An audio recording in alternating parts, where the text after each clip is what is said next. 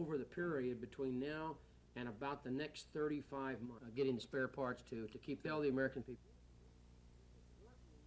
It's working great. As a matter of fact, we've got to be very candid about it. We have to watch. We're getting so many calls per day that we found that a lot of the young fellas and men and women, some of them are looking at this as a get-rich-quick scheme, and we're being flooded with, hey, I've got a spare part that looks like to me that it ought to cost $17 as opposed to $35, and it's working so great that we've had to kind of filter it and go and begin doing even a level check there.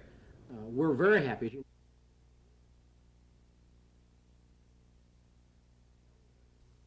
Tell the American people what the weapon systems will cost, what the manning will cost that goes along with them, getting the spare parts to keep those up. And the idea of taking our people and our talent and getting that out in the local community and using that help to anybody who can use it is just something that this country's got to do. I don't like a we-they mentality when we're talking about national security. There's not a we and a they in this situation, it's us. And if we've got the folks that are technically qualified in the computer area or any areas that the Max Help program is in, AU has gotten a real good head start here in the Montgomery area, and I'd like to have that exported to the other commands and have them do that in their local communities too.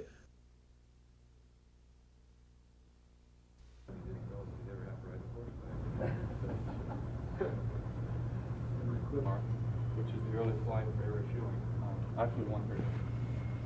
This temporary display that ties into part of the stories that they heard this morning. I don't think you'll ever get that thing off the ground. Yeah. You can't put them down. To help us set up that. So that was kind of interesting. And there was one idea from this also. Card to vote.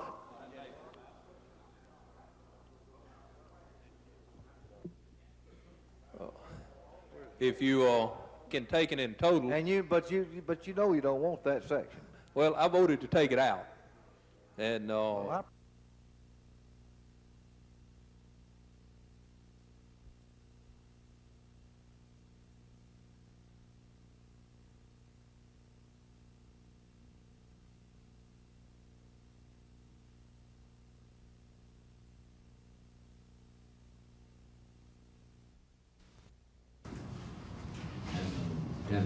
Alabama are substantially higher than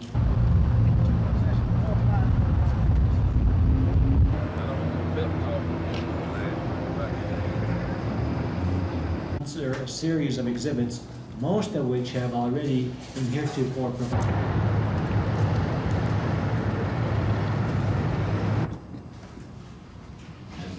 $10.05 to 20.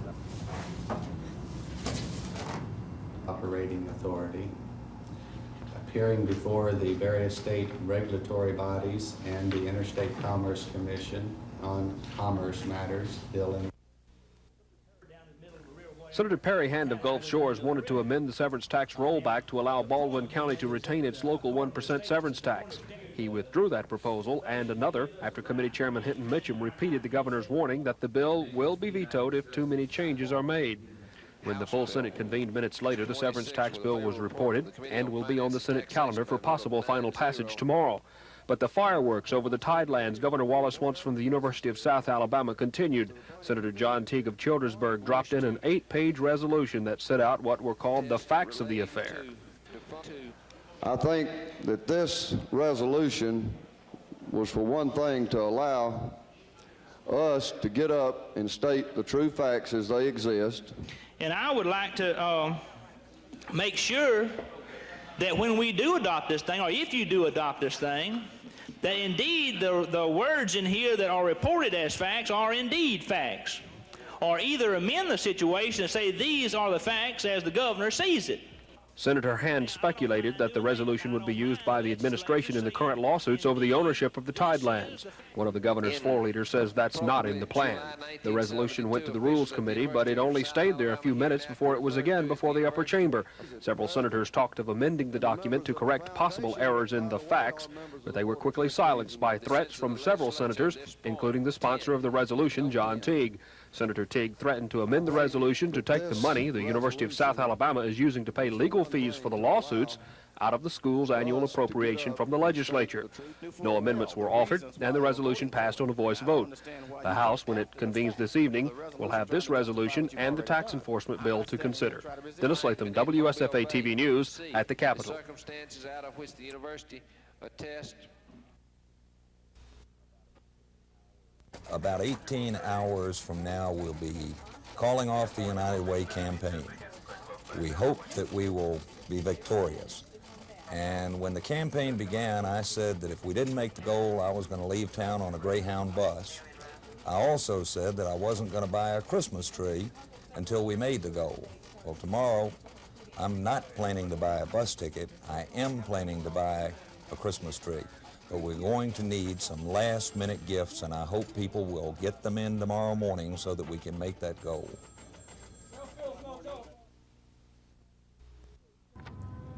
This week, during a candlelight vigil, families remembered some of the victims of drunk drivers. 59.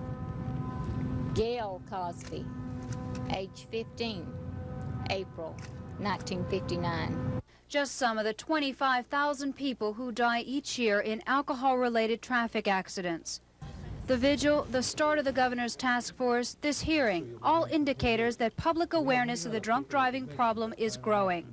There's the mother who lost a teenage son to a drunk driver, fighting for stiffer penalties. I'd like to see a mandatory jail on the first offense for DUI. I'd like to see a mandatory training program for individuals who work in alcohol establishments. And the young man who says he's disgusted because he says the police in his hometown let offenders go. The chief takes the docket cards. They're never taken before the court, never docketed, therefore no public record. These people get off scot-free. And the circuit judge, the district attorney, and the doctor on the task force listen to the public's concerns. It will all go into a report to the governor probably next year on what to do about drunk drivers in Alabama. Susan Silvernail, WSFA TV News. On the bill. And I think we would be well taken to have when most of the House membership gets back. Because I frankly am quite willing, you know, Campbell, Brothers, Carter, Clark D, Clark J, Clark W, Coburn, Coleman, Kaisley, Crowe, Davis, Dutton, Escott, Falk, Flowers, Ford, Fuller.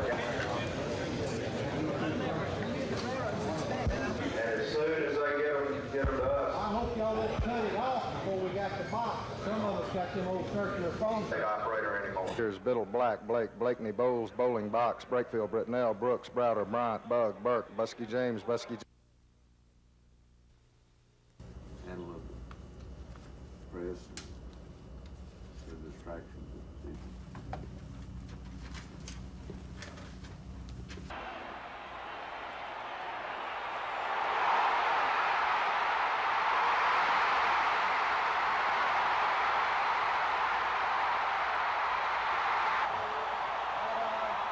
Why do you think Ursay Well, I have no idea. You'll have to call Mr. Ursay. I have no earthly idea.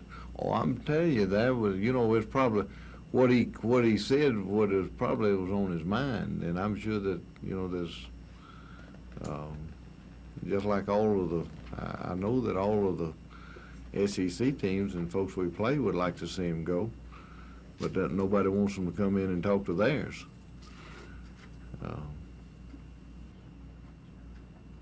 And I think it's,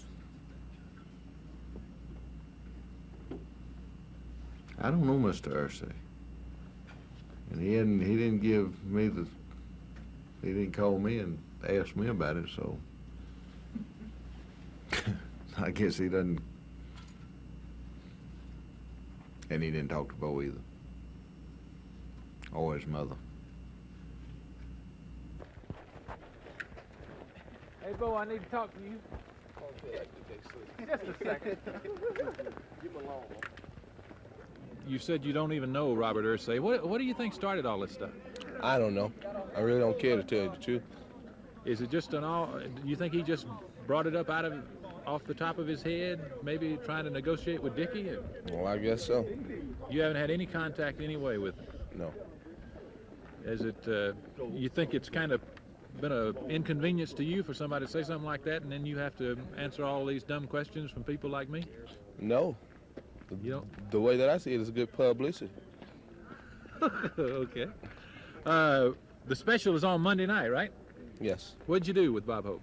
Nothing. Cracked jokes on me. Oh, he did? He Yeah. made a couple of jokes? Yeah. He didn't give you any lines? No. They gave some guys lines. But you didn't get to make any jokes back, huh? No. Did you have a good time in Los Angeles? Great time, except for the small. Yeah. When the word on Ursay's comments, that reached you out there? Yes. Anybody want to know out there about it? No. It's only interesting to folks back in this part of the country. Yeah, back east. And back east. Yeah. Well, what do you think's going to come of this thing? I don't know. Your plans are what from the next 2 years? Play football. Where? Somewhere. Here. Here?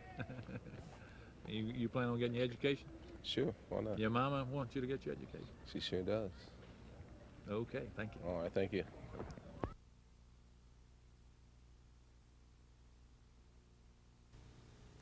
Handle of the press and the distractions of the city.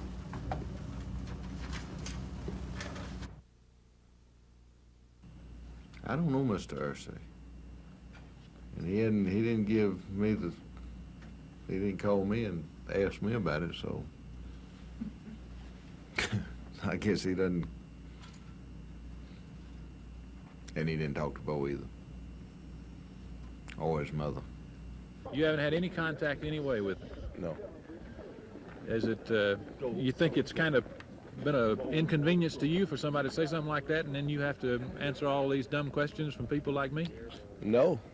The way that I see it is good publicity. Okay.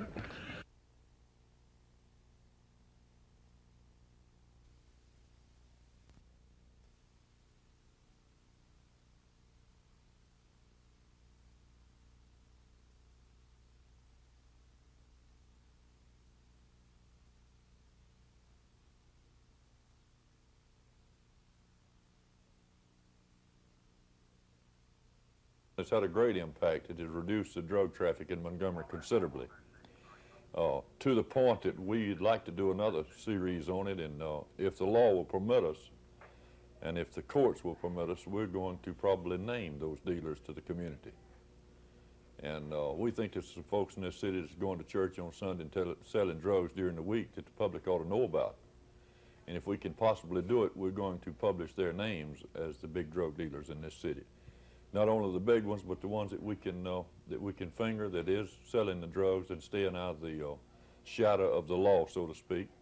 We'll try to bring them out into the sunshine where everybody can see them. That's what we want to do. And we think that we can further diminish the drug traffic in this city by doing that.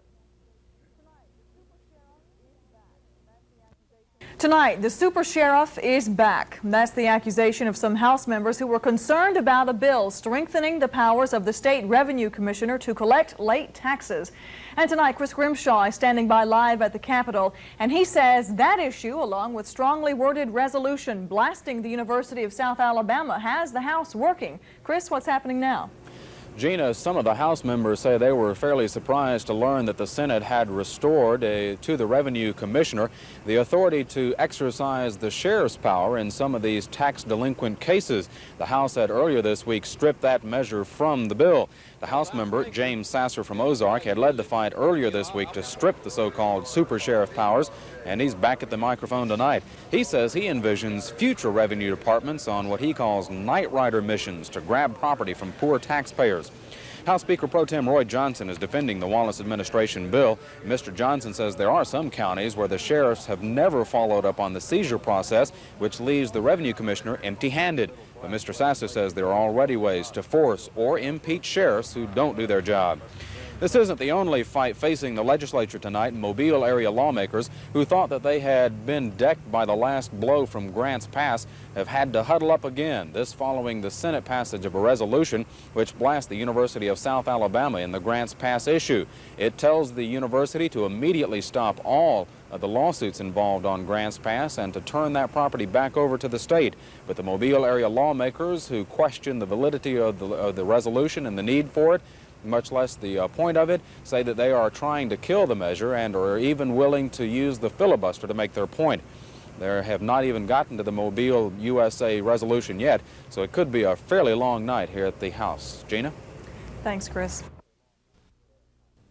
Yesterday, the governor of the state of Alabama executed a governor's warrant for the arrest of John Anderson, asking that the state of New York send him back to Alabama to stand trial for three indictments alleging sexual abuse of children under 18 years old. I understand that he is being held in detention on Rikers Island in New York City. He has not voluntarily surrendered to the authorities here in Montgomery. Therefore, we have to go to New York, bring him back.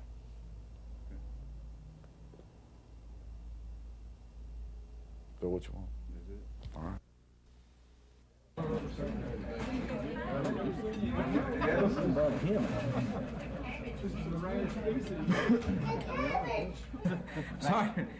Tech Sergeant Dave Van Allen, and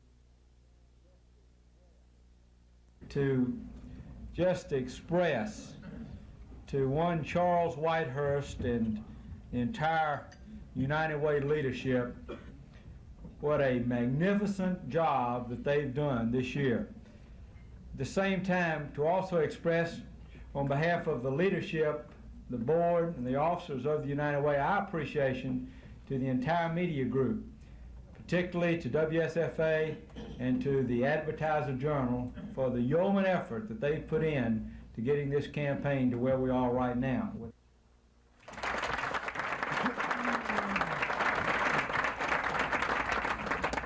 It ain't over yet. I don't know whether we're over. I don't have the totals. All we have is some groups ready to report right now. Over the next two groups. We brought several individuals with us.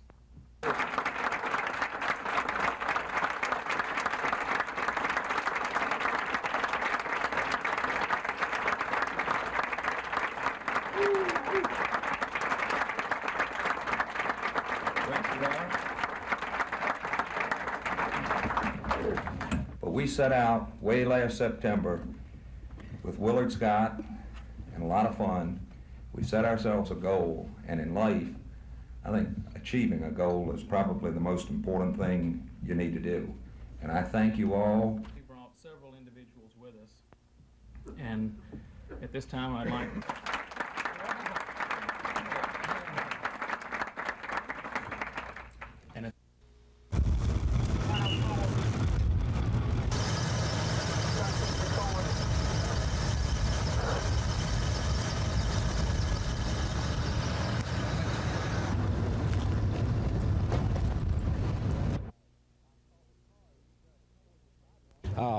I saw the car ease up toward the sidewalk, and the car hit the telephone pole and just sheared it right off, and I continued to watch. I thought she was going to hit a second telephone pole, and then brought the car to a stop just a few feet down the road, and went back in the bank, and the young lady at the bank, the teller, called the 911 emergency number and reported the accident.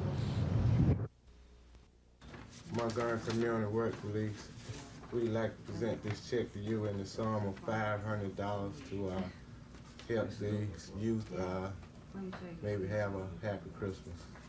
Well, Barbara, I know that. Yes, they know that something's good's gonna be. A little hope, too. It certainly does, yeah, sure does. You tell everybody we appreciate it and hope they have as good a Christmas as possible. All right, for sure. At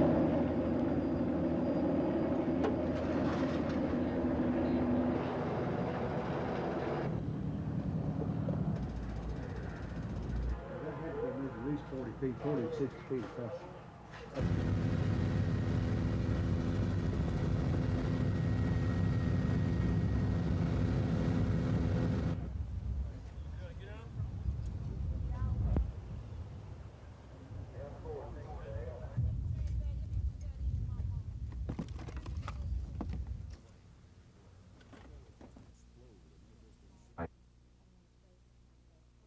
Well, the Small Business Administration has both personal as well as business loans.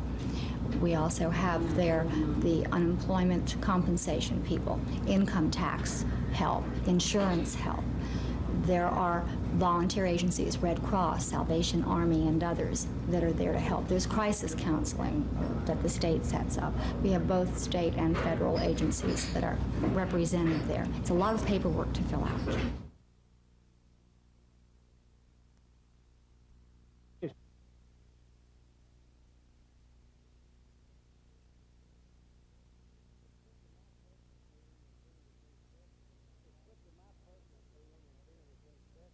It's simply my personal feeling and feeling that's been expressed to me by a lot of people out in the field, a lot of other Democrats who have been Democrats for years, mayors and city councilmen and commissioners and probate judges and county Democratic committee chairmen who tell me that the party does not represent the philosophy that they have, and that under Jimmy Knight's leadership, he has taken the party away from the people. And the Democratic Party has always been the party of the people, but at this time it is not a party of the people of Alabama.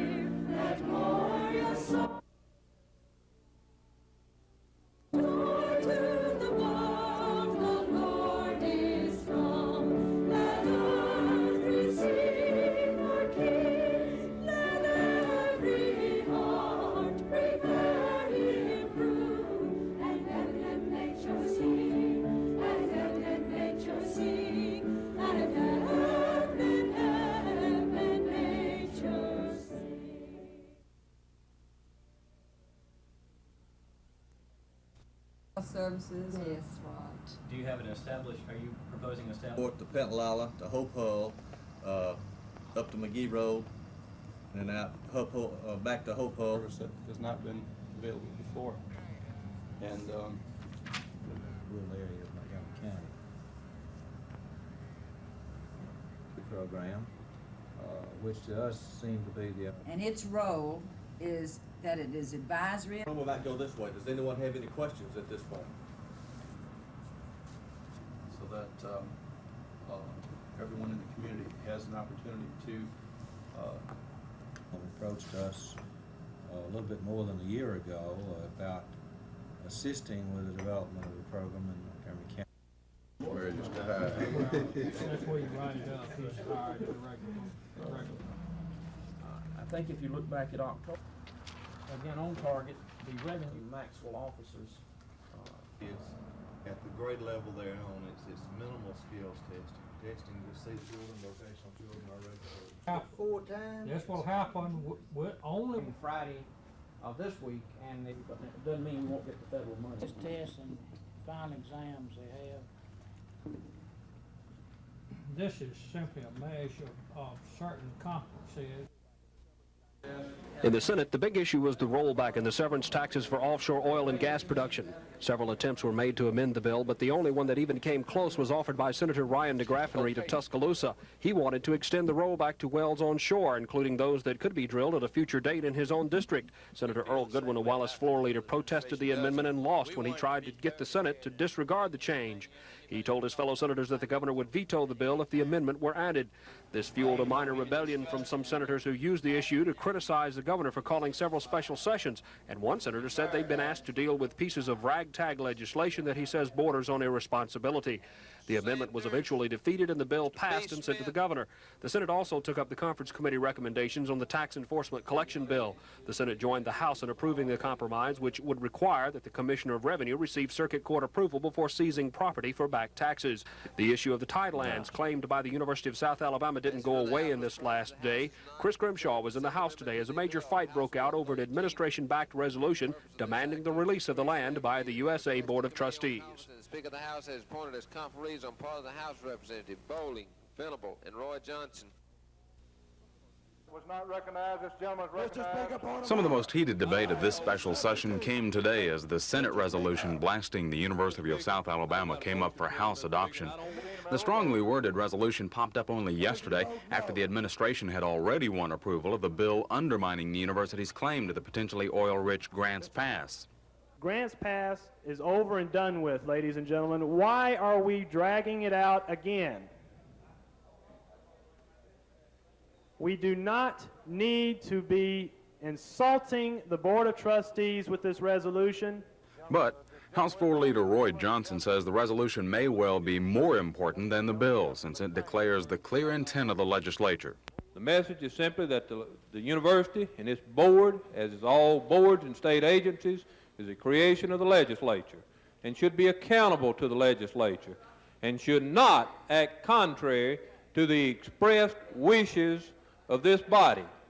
But the margin of majority in this clear intent came only by a few votes, close enough on early votes that Mobile area lawmakers were accusing some members of voting the machines of absent legislators. That led to an unusual voice roll call vote. Carruthers, Carter. But the end result was the same. 44 ayes and 41 nays, and the resolution adopted. With its package of bills in hand, the Wallace administration leadership allowed the fourth special session to come to an end. Chris Grimshaw, WSFA TV News. Mr. Speaker, I've got a substitute motion, Mr. Speaker. Thing, but at the same time, I think vice versa is the fact that our defense has played better against them. It has to be pretty close to the overall team speed. Normally a bowl game is a fun time. You go out, you have a good time, you go see the sights. It's a reward for the season. Somehow I get the feeling, though, you're putting more into this bowl game. You want to go out a winner. Well, I want us to finish up the season and start next season, so to speak, as a winner and on a winning note. But I'm really trying to get the players. I think we can accomplish both things. You know, I'd like it. I think it should be some sort of a reward type thing for the players, and I certainly think that it should be as enjoyable as possible, keeping in mind foremost the reason that we're playing and the reason that we were invited, and that is to entertain. That's the business that we're in, and play a game and play it to win and prepare that way, and not let a lot of the distractions, so to speak, that are surrounding any bowl game interfere too much with our thought process as far as that preparation is concerned. Well, I thought we had a pretty good practice today and yesterday, and we let them go today, which was a day earlier than we anticipated, but we weren't going to work out in pads tomorrow, and I just said, well, you probably wouldn't have a lot of concentration out there anyway, so we're going to bring them back Christmas Day and probably work out Christmas night and get started back for the game.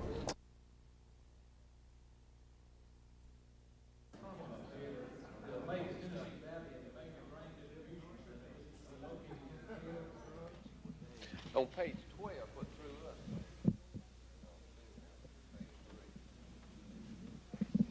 We feel the same way about this bill, the administration does, and we want it to be thoroughly aired and get anything in. Anybody can talk about it they like to, so at any time. Why, even though we had discussed it and it passed in the Senate, why we deferred that and sent it over to the House, and this is the bill now that we have before us. And Sanders, Mr. B. Smith.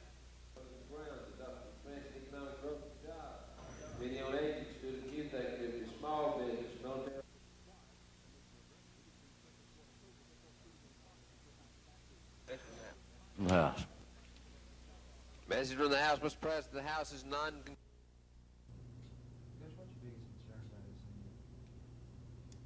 They're very good, if not great. It has to be pretty close. Let me know that very thing, but I don't know that it does. You know, that wasn't a slap against our football team. That was a disappointment type feeling on their part of not being selected in the Sugar Bowl or the Cotton Bowl or one of those bowls. You know, I'm not sure that I wouldn't be disappointed as well if I had been in their place, because after all, they're the winningest football team in the country over the last 3 years, and they've got a great football team this year. We're just happy that we can play in a bowl this year because it's Coach Perkins' first year, and we'll take any bowl that we can. And you know, if they don't want to play us, then I think that's their problem. But we're going to be there to give them a challenge. Not only are they saying that the Sun Bowl, they may be reflecting on us, you know, but it gives you a little incentive. It sure does. So, you know, because what they're saying, you know, like we're not good enough for them. But, you know, that record is very impressive, 10-1, and I think they deserve, better better bowler than they got, so, you know, if I was them, I'd be kind of upset too.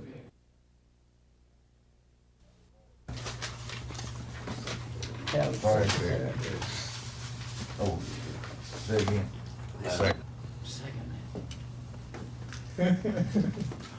From any future action. For advice. Right. Okay.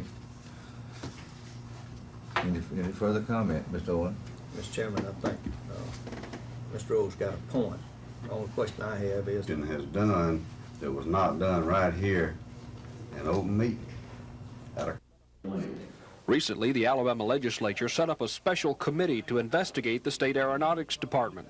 The commission, which oversees that agency, is welcoming the probe, which centers on the department's assistant director, Wheeler Foshee. His brother is State Senator Crum Foshee.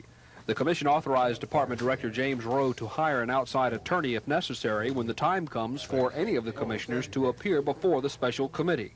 And I believe it's the wishes of you all to cooperate 100% with the legislative committee. And if there's anything that's not right, I want to be the first to know, and I'm sure each of you would be the one to know too. I think there was a lot of discussion and a lot of talk about it among the membership of this commission prior to hiring Mr. Foshee, and that they created a piece of legislation to do it after the commission refused to hire him. So with that in mind, I think it's nothing but timely that they have their hearings and they make a recommendation. Where was Wheeler Foshee the object of most of the discussion? He hung around about 25 minutes and took off. Mr. Rowe told commission members that Wheeler Foshee is not qualified to be the assistant director of the State Aeronautics Department. Dennis Latham, WSFA TV News. The police department's Christmas crusade has come a long way since it was organized 15 years ago by the Youth Aid Division to help needy families at Christmas time.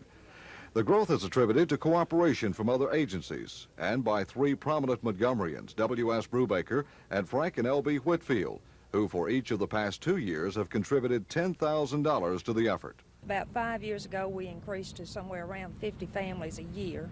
And then last year, through Mr. Brubaker and the Whitfields, with the excess money that we got, we were able to increase it last year to the 280 families, and of course this year to where we are now. And today, Montgomery firefighters and members of the Ladies Auxiliary showed their willingness to help in the project by delivering truckloads of dolls and toys left over from last year, which they reconditioned to look like new.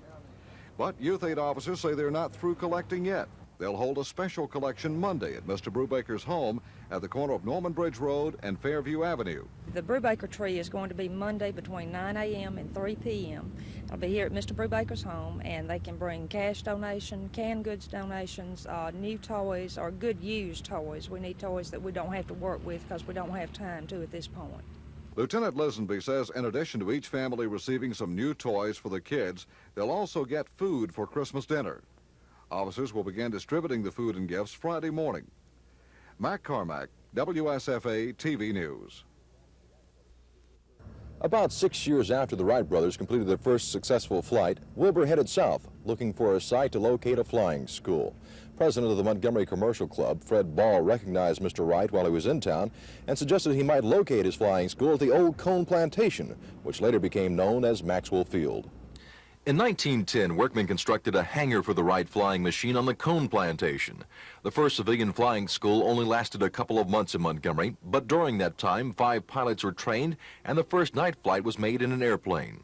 There aren't many people left in Montgomery who watched the strange new machine fly over the dusty cotton fields, but Lucian Loeb was one of them. He was 21 then, and he says Mr. Cone would take small groups of people out to watch Orville Wright teach his students to fly. As I recollect, they did not rise very high. They didn't go up very high. And they didn't stay up very long. They were short flights. It went up very easily, like a bicycle, just taking off and going up the air. And we just accepted it as a matter of fact. Mr. Loeb says for the most part, Montgomeryans took the arrival and departure of the Wright Flying School in stride, without much fanfare. He says most people thought the flyers were on a lark and never dreamed that aviation would develop into a major form of transportation. Don Phelps, WSFA TV News. education for boys.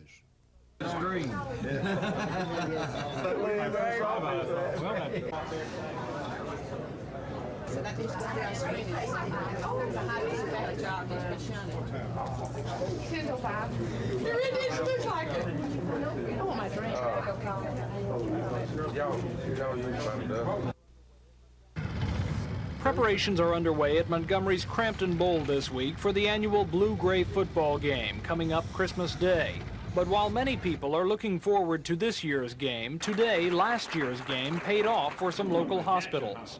St. Margaret's Foundation has checked for $10,000 towards the purchase of that equipment. Baptist Medical Center, Jackson Hospital, and St. Margaret's Hospital received a total of $22,000 from the Blue-Gray Association and the Montgomery Lions Club to buy new equipment to treat eye disease. Organizers say over the years, the game has raised more than $1.5 million for Montgomery charities, with an emphasis on youth programs and providing eye care for the poor.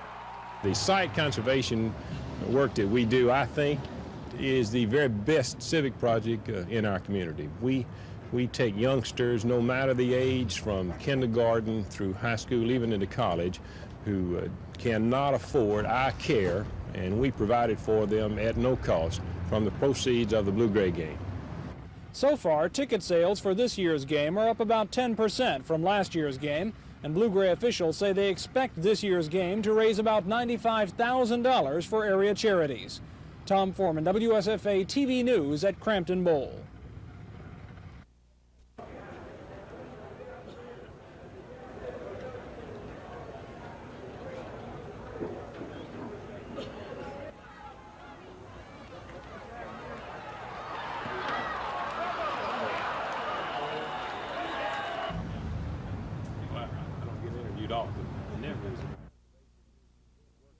The site conservation work that we do, I think, is the very best civic project in our community. We take youngsters, no matter the age, from kindergarten through high school, even into college, who cannot afford eye care, and we provide it for them at no cost from the proceeds of the Blue-Gray game. $3.4 million. Highway Director Ray Bass says his department is headed toward a crisis. The problem? By 1987, the taxes going to the department won't meet basic maintenance and administration costs, much less any new highway or bridge construction.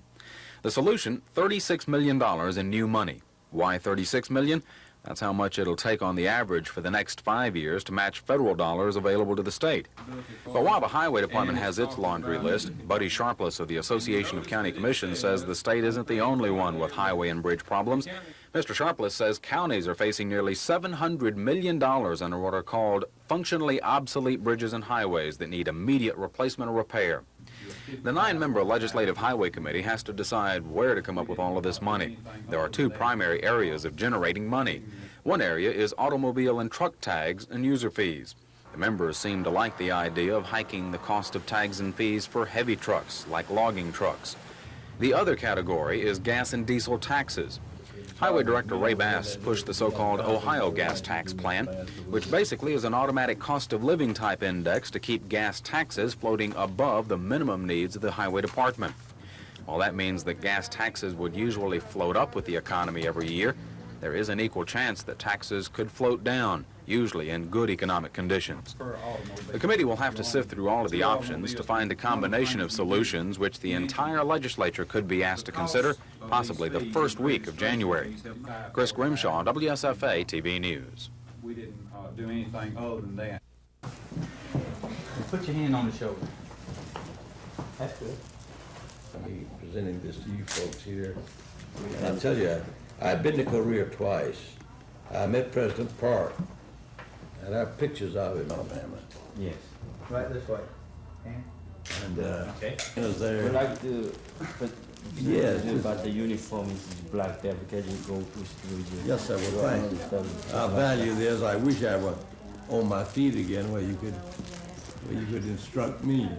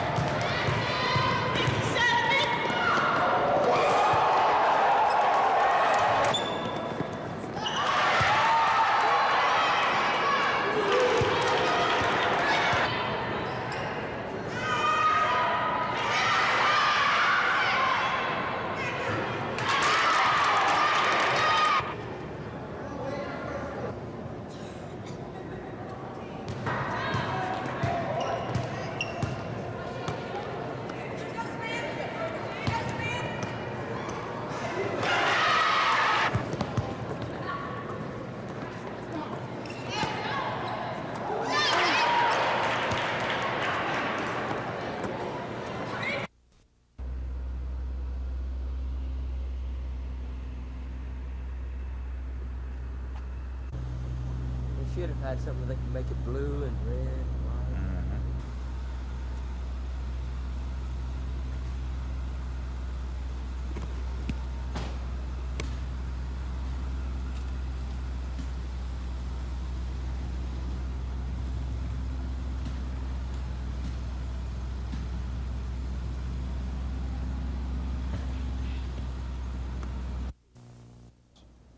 We must re-elect President Reagan.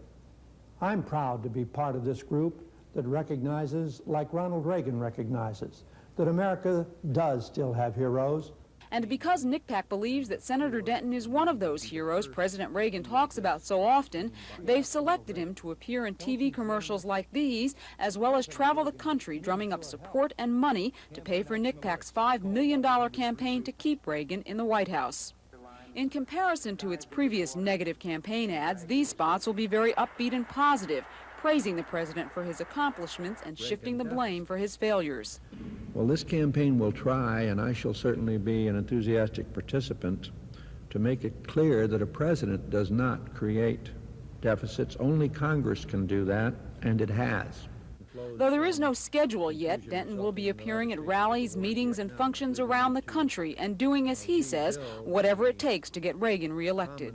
This is my best perception of how to participate in the campaign to re-elect the president, which I would have participated in some form anyway. It's not going to represent any diminution of my time on my Senate job.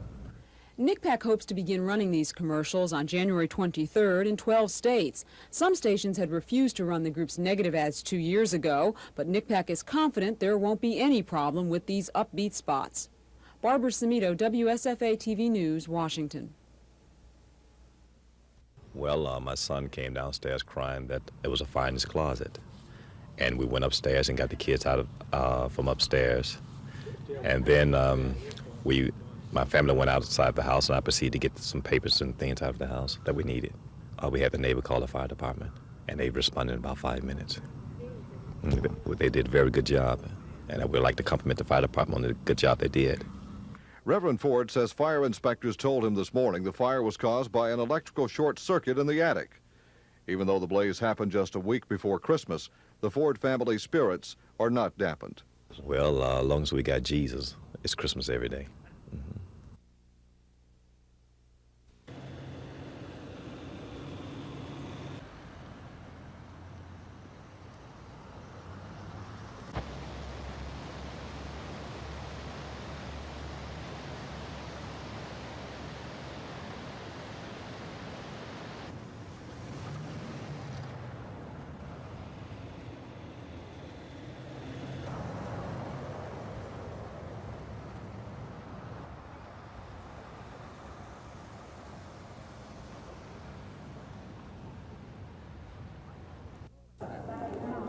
Ten federal and state agencies have set up shop in the Selma High School to take applications from the more than 100 families who lost many of their belongings when the tornado hit on December 6th.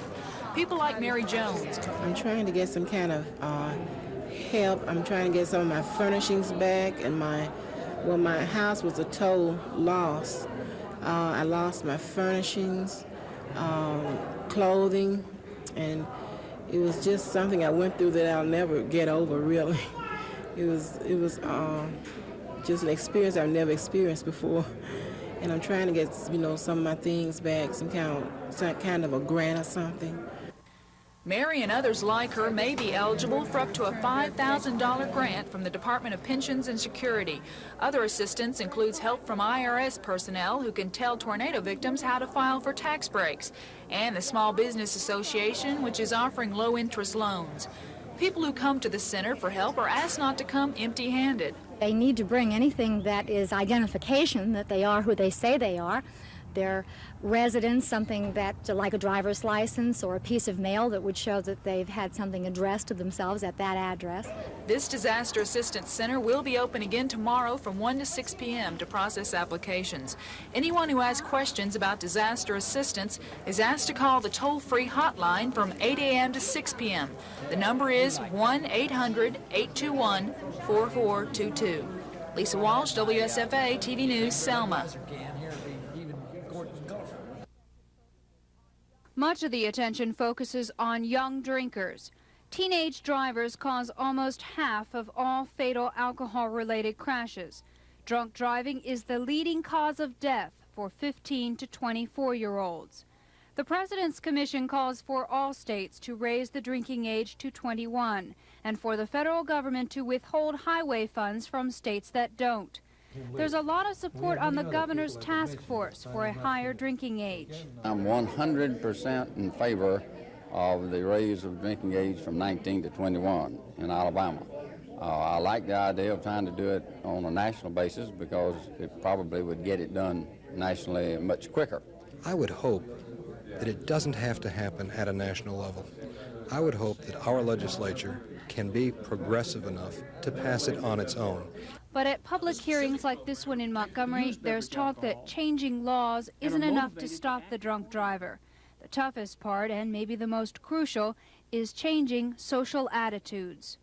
The key is to change behavior so that these people don't come back and drive under the influence again. And the fact of the matter is people are becoming more conscious of the fact that driving while under the influence is socially unacceptable.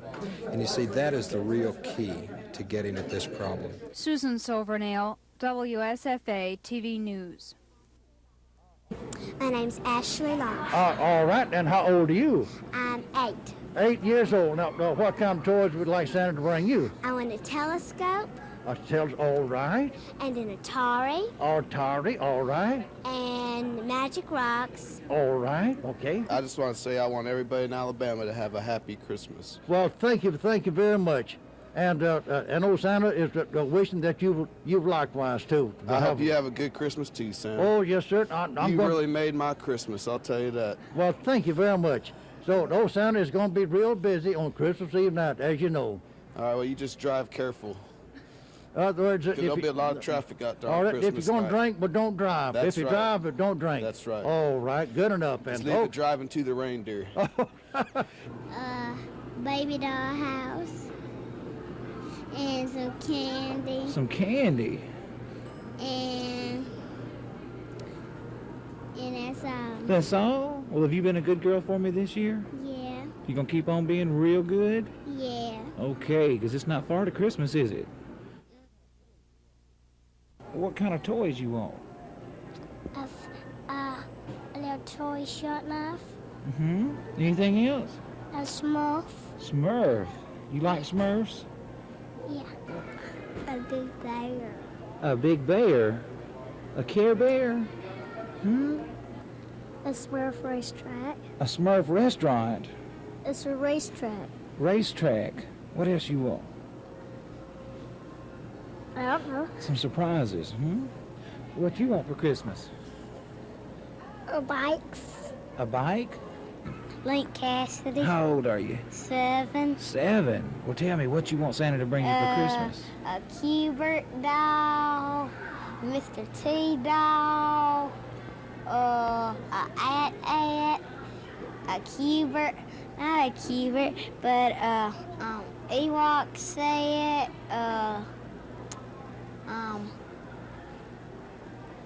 I don't know what, roller skates, and that's all. That's all? Mm-hmm. All right. Well, have you been a good boy? I've been a good boy. You been helping out Mommy and Daddy? Nuh-uh.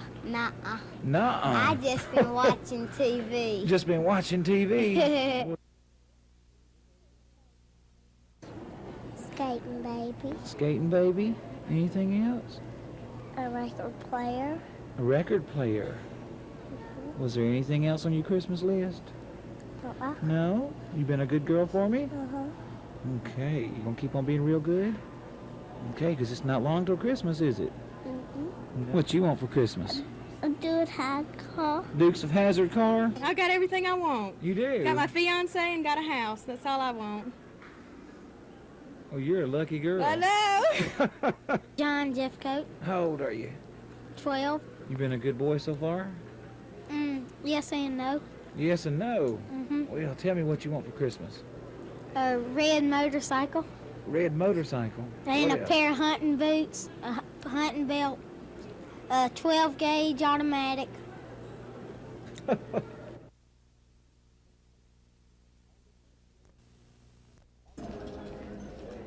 On the first day of Christmas, somebody slipped away with 2 pairs of socks, a sweater, a clock, or just about anything a practiced shoplifter can walk out of the store with.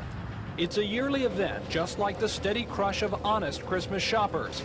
Merchants say every year there's a new crowd of Christmas shoplifters. Well, shoplifting is a problem year-round, but it seems we've had more problems through the month of November to probably the end of January. Danny Welch is with National Security, a company that helps stores prevent thefts. You have problems at this time with professional shoplifters moving in because they know the situation around Christmas is hectic in the stores. It's very crowded, which offers them the opportunity to get in, steal the merchandise, and get out with less probability of being detected. I don't think the public fully understands the seriousness of shoplifting. But Sergeant E.S. Polk of the Montgomery Police Department says it is a very serious crime, especially if the stolen items cost more than $25. That makes it a felony, punishable by 1 to 10 years in prison. Currently, for the first 11 months of this year, we're averaging about 80 cases a month, with the average case running about $64 worth of merchandise. We've had $56,102 worth of merchandise stolen in the shoplifting cases that we have worked for the first 11 months of this year. And remember, those are just the people who are caught. Oh, it's just a minute percentage that we actually apprehend, I'm sure. So how many people are shoplifting and getting away with it? No one knows. But security guards guess in a busy season like Christmas, it could be as high as 1 out of every 50 customers. But while some of those are professional thieves, guards say many are first-timers. They come from all walks of life, from all age and income levels, and share only the common desire to get something for nothing. Security guards say often the people they pick up for shoplifting have enough money on them to buy the item that is stolen. So why do they steal? Well, guards say often the only reason offered when people are arrested is that they didn't think they'd get caught. Tom Foreman, WSFA TV News.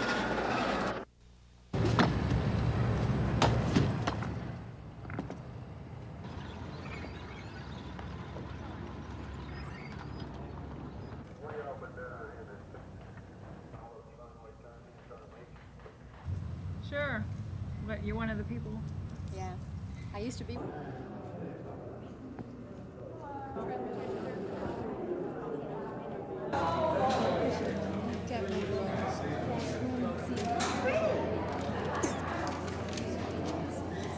What's your name?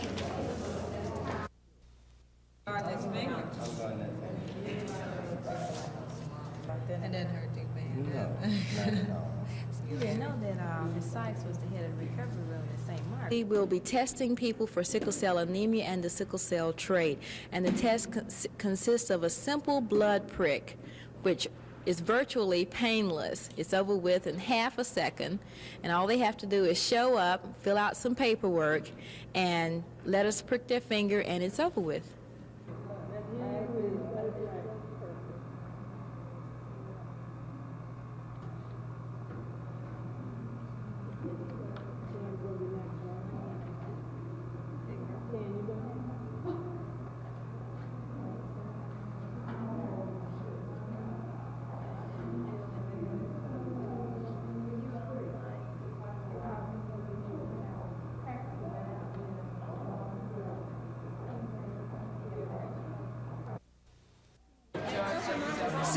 Foreign exchange students from 7 European countries have been living in East Alabama since August.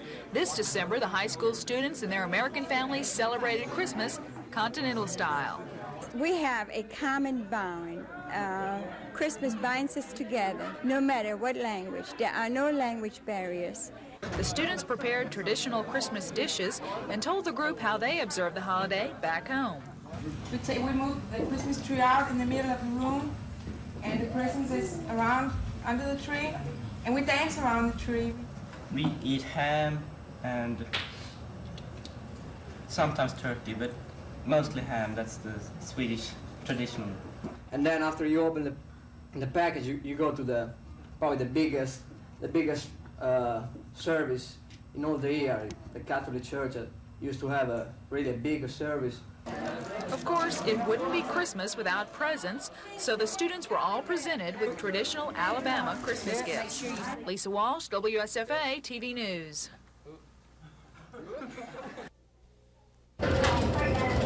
While you are busy looking for Christmas gifts, it's likely at some time or other you are also being looked at. Not because you have done or would do anything wrong. Most shoppers are honest, law-abiding people.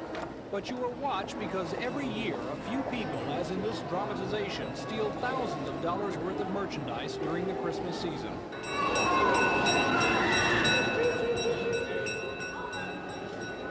And that has forced many merchants to find ways to fight back for their own good and the good of their legitimate customers. At some stores, like Gaffer's, it means an elaborate arrangement of television cameras watching all parts of the store, even outside in the parking lot, keeping track of where people are and what they are doing. When shoplifters are caught here, they're often brought immediately into a back room to watch their own crime on videotape, with the date and time already printed on the screen. Other stores use smaller but still effective systems like electronic tagging of merchandise so it can't be carried out the door unnoticed. Or an old standby, the two-way mirror, so merchants can see you when you can't see them. Still, other stores like Penny's rely heavily on undercover security guards to catch up with shoplifters. But no security system stops all shoplifters. George Sellers works security for Kmart. The new system the stores come out with to try to help you with, it seems like there's always someone that can beat it. This, plus all the paper bags in the background, is evidence. Merchandise taken from the store by people who are now charged with shoplifting. Mr. Sellers says some of this would probably have been brought back for cash refunds. Oh, we only probably catching about 1% or 2% of shoplifters here. Security guards say when stores actively prosecute shoplifters, pretty soon word gets around and the incidents of shoplifting in those stores will drop off. But they also say many stores are so fearful of bad publicity that they'd rather let their merchandise be stolen. And there is also the fear of lawsuits from people who might be wrongly accused of stealing. But those same honest people may be part of the solution to the problem of shoplifting. Merchants suggest the more everyone helps watch for Christmas thieves, the better the new year will be for us all. Tom Foreman, WSFA TV News. Well, I talked to him at 7:30, and Boomer is very disappointed that he won't be able to play in the Blue-Gray All-Star Football Classic. He has a separated shoulder. How bad the separation is, they don't know yet. Of course, he's hopeful that he can play in the other two All-Star games in middle January, but certainly he's no way he can play in the Blue-Gray game. It was his left arm and all. It's disappointing to us, but we have gotten a fine replacement. Gary Schofield of Wake Forest, on most of the pro list that you see, is certainly ranked in the top 6 quarterbacks. We considered Gary strongly early on. He's about 6'3", 205, 208. Great pro potential. Of course, he beat Auburn single-handedly over there 2 years ago. Ironically enough, he and Ben Bennett are supposedly best buddies. We had this little controversy with the other two guys, so we're going to have a homogeneous quarterback situation and certainly two great passers. So, we're going with what we got.